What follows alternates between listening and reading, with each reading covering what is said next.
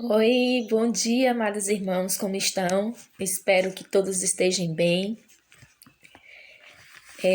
Espero que tenha sido uma noite abençoada por Deus que vocês tenham tido.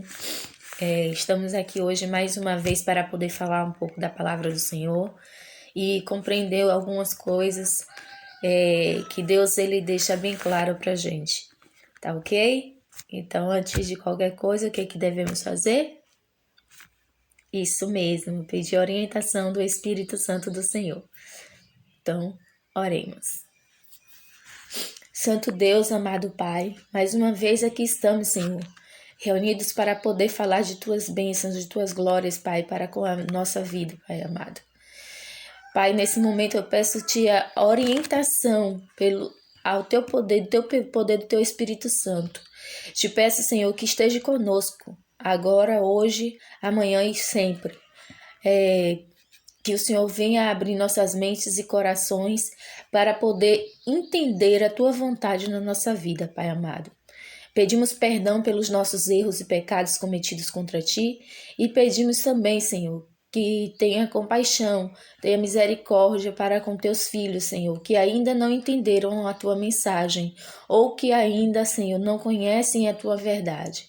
É o que peço e agradeço por méritos de Cristo Jesus. Amém. Amém, amém e amém, né? Hoje estamos em 1 Coríntios, capítulo 5.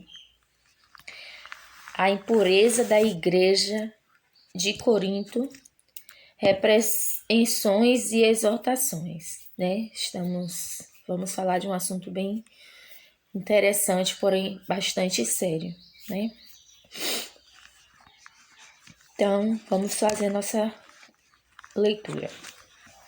Geralmente se ouve que há entre vós imoralidade e imoralidade tal, como nem mesmo entre os gentios, isso é, haver quem se atreva a possuir a mulher de seu próprio pai. E contudo andais vós ensoberbecidos e não chegastes a lamentar, para que fosse tirado do vosso meio quem tamanho ultraje praticou? Eu, na verdade, ainda que ausente em pessoa, mas presente em espírito, já sentenciei como se estivesse presente, que o autor de tal infâmia seja, em nome do Senhor Jesus, reunidos vós e o meu espírito, com o poder de Jesus nosso Senhor, entregue a Satanás para a destruição da carne, a fim de que o espírito seja salvo no dia do Senhor Jesus. Não é boa a vossa jactância, não jamais que um pouco de fermento leveda a massa toda?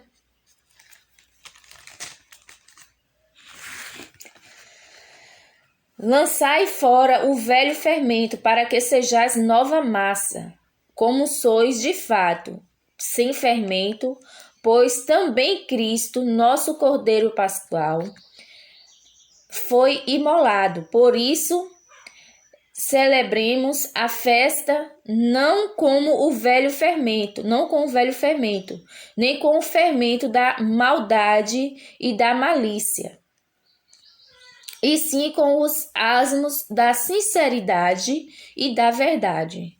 Já em carta vos escrevi que não vos associeis com os impuros. Refiro-me com isto não propriamente aos impuros deste mundo e aos avarentos ou roubadores ou idólatras, pois neste caso tereis de sair do mundo. Mas agora vos escrevo que não vos associeis com alguém que, dizendo-se irmão, for impuro ou avarento, ou idólatra, ou maldizente, ou beberrão, ou roubador. Com esse tal, nem ainda com mais, pois com que direito haveria eu de julgar os de fora? Não julgais vós os de dentro? Os de fora, porém, Deus os julgará. Expulsai, pois, de entre vós o malfeitor. Meus irmãos, aqui nós pontuamos, né, esse capítulo, que ele é curto, porém muito, muito explicativo. Se nós voltarmos ao princípio aqui e lermos o verso 1 primeiro, vai dizer assim, ó, geralmente se ouve que há entre vós imoladores e imoralidade tal, como nem mesmo entre os gentios, isso é, haver quem se atreva a possuir a mulher de seu próprio pai. Verso 2. E contudo andais vós ensoberbecidos, e não chegastes a lamentar, para que fosse tirado do vosso meio quem tamanha ultraje praticou?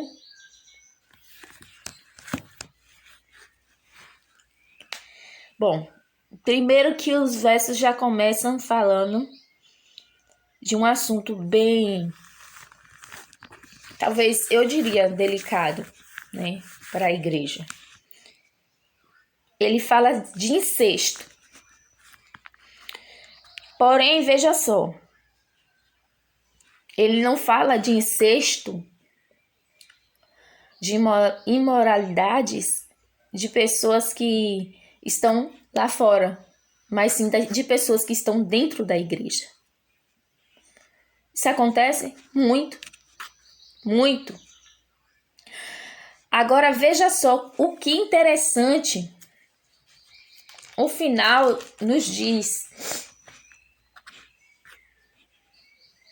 no verso 12 e 13, pois com que direito haveria eu de julgar os de fora? Não julgais vós os de dentro. Os de fora, porém, Deus os julgará. Expulsai, pois, o de entre vós o malfeitor. Veja só, como eu estava falando para vocês.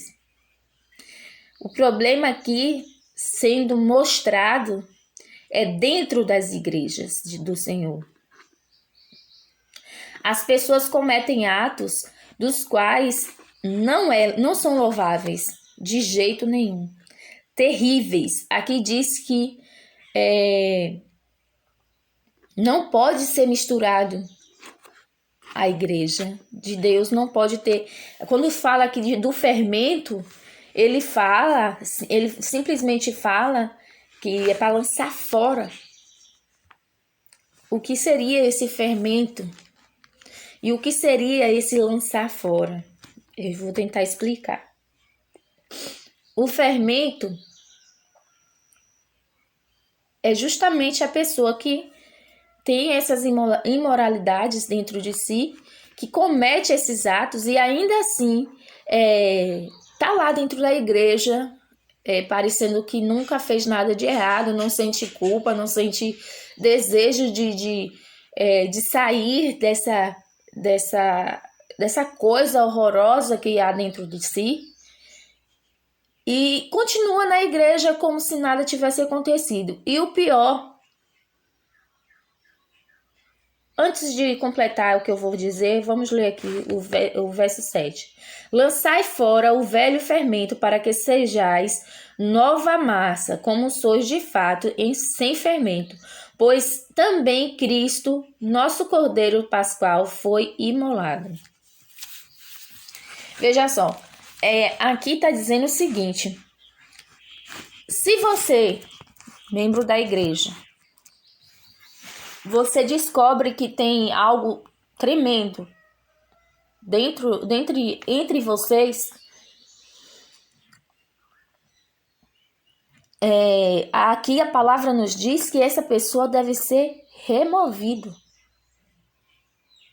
Porque se vocês, veja só, no finalzinho nós lemos que se nós, como cristãos, não observamos os nossos atos e entre nós existem pessoas que fazem problemas ainda maiores que as outras pessoas que não conhecem a verdade, como é que nós teremos direito de julgar quem não conhece? Ou seja, claro que isso não compete a nós. O julgamento não compete a nós. Porém, a igreja do Senhor é igreja santa, é povo santo. Então, todos temos que ser exemplos para as outras pessoas. E não o contrário. Aqui fala que os gentios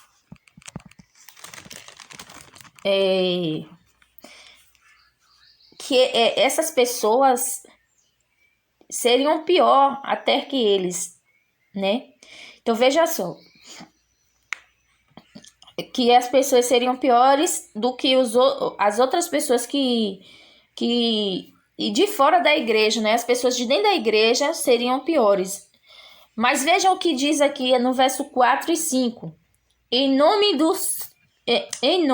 do Senhor Jesus, reunindo vós o meu espírito com o poder de Jesus nosso Senhor, entregue a Satanás para a destruição da carne, a fim de que o espírito seja salvo no dia do Senhor Jesus.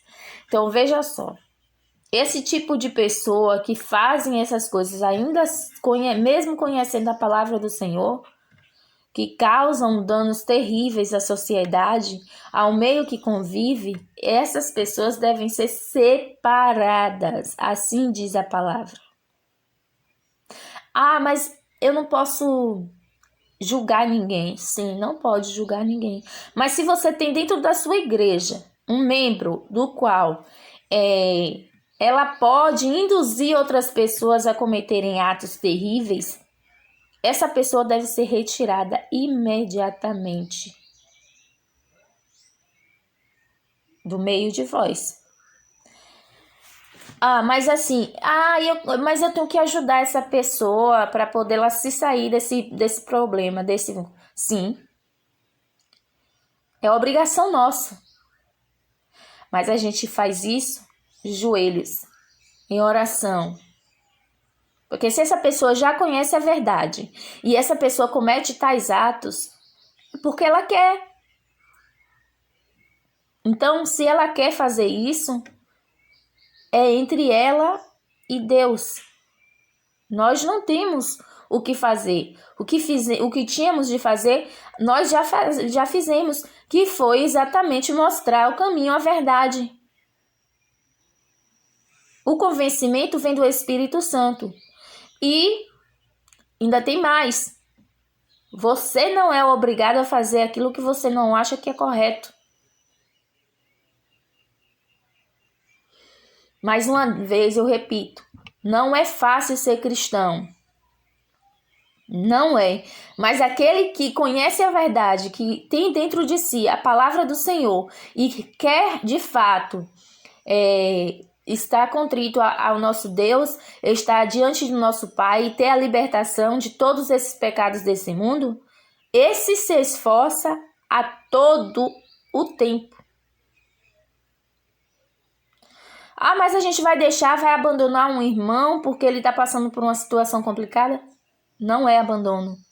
É necessário que se faça, porque assim está na palavra. A palavra de Deus é uma só. Quando o Senhor fala, nós vamos e atendemos.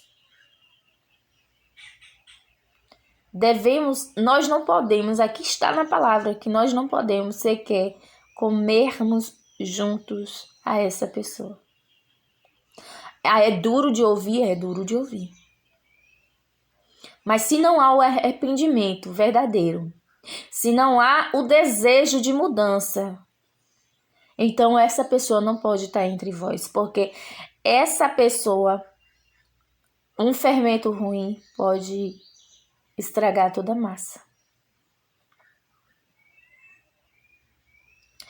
Como é que eu vou dar exemplo se eu não sou exemplo? Como é que eu vou dizer para você que se jogar da ponte, você vai morrer se eu me jogar? Seja exemplo, meus irmãos, na vida de outras pessoas. As pessoas observam a você o tempo inteiro. E isso se faz necessário. Sabe por quê? Porque muitas vezes as palavras que nós falamos, elas não alcançam ao público de fato quanto os nossos atos. Por exemplo, como é que você sendo um cristão, você sendo uma cristã, você vai estar em pleno sábado fazendo compras no supermercado? Ou o culto está acontecendo e você, ao invés de estar lá cultuando, você está em festa, em bebedice. Talvez a igreja não saiba, mas Deus sabe de todas as coisas. E talvez a igreja não saiba, mas o vizinho que mora ao lado sabe. E você acha mesmo, de fato, que esse vizinho vai acreditar que a igreja qual esse irmão frequenta é a igreja verdadeira do Senhor, se essa pessoa não condiz com a verdade que está escrita dentro da palavra? É de se pensar, né, meus irmãos? Olha, como eu falei, não estou julgando a Senhor ninguém, isso cabe a nosso Senhor Deus, mas a palavra diz que se você tem alguém que, mesmo conhecendo a verdade, sabendo da verdade, ainda assim não a pratica, você deve se separar dessa pessoa. Essa pessoa deve ser separada para que as demais, elas também não comecem a fazer o mesmo. Aqui está falando de algo muito sério e que tem acontecido muito dentro das igrejas.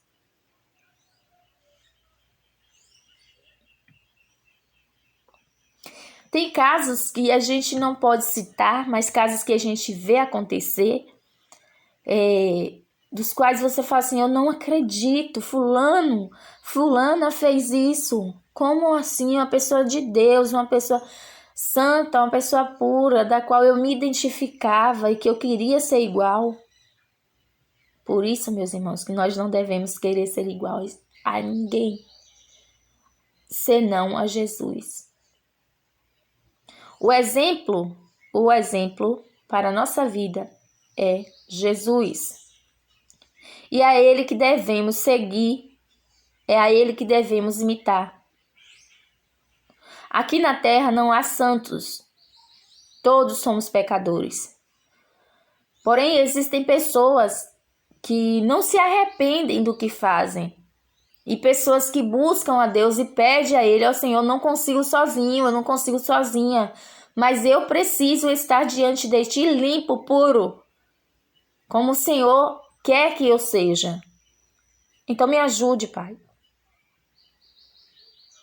Não é que essa pessoa seja limpa, seja pura, seja intacta, mas é porque ela quer ser. O desejo que existe dentro da gente é o que vai diferir o que é bom e o que é ruim. Meus irmãos.